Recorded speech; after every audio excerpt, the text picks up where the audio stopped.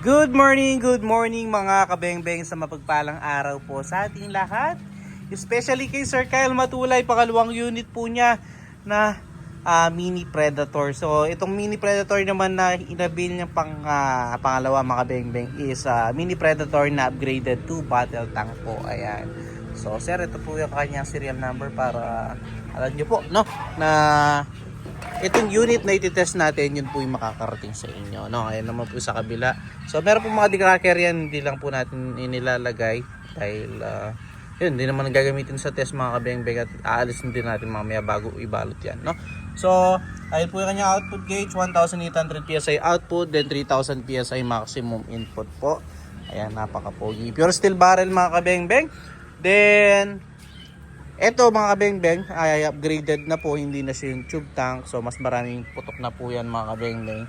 Then ayan, naka 36 liter battle tank o 360cc na tangke mga kabengbeng.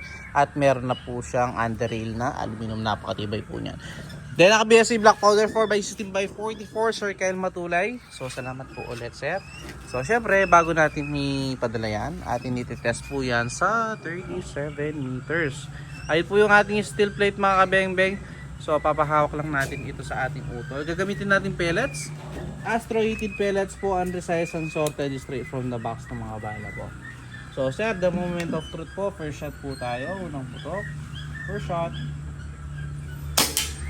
First shot. Second shot po. Grabe yun sir, pellet to pellet, 37 meters. Pangatlo. Ulit, ganda tumama sir. Pang-apat.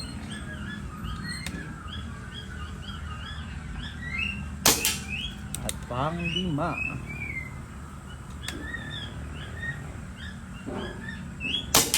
Sir, 5 out of 5. Nakita nyo naman sir, 37 meters. So salamat sa tiwala sir. So yan, pahintay na lamang po ang inyong pangalawang Mini Predator PCP. Salamat po sa tiwala sir. So thank you mga kabengbeng. So puntahan po natin yung ating naging groupings, no? So ito po mga kabengbeng, 5 shots po, 37 meters, Sir Kyle Matulay. Napakaliit ng grouping sa yun po mga kabengbeng. Pinakamalit nating daliri, ayan. Solid. Ganda tumama sir. Ayun po yung ating steel plate. 37 meters. Salamat po sa tiwala sir. So sir, again mga kabengbeng, paitay na lang po yung unit. Peace out po.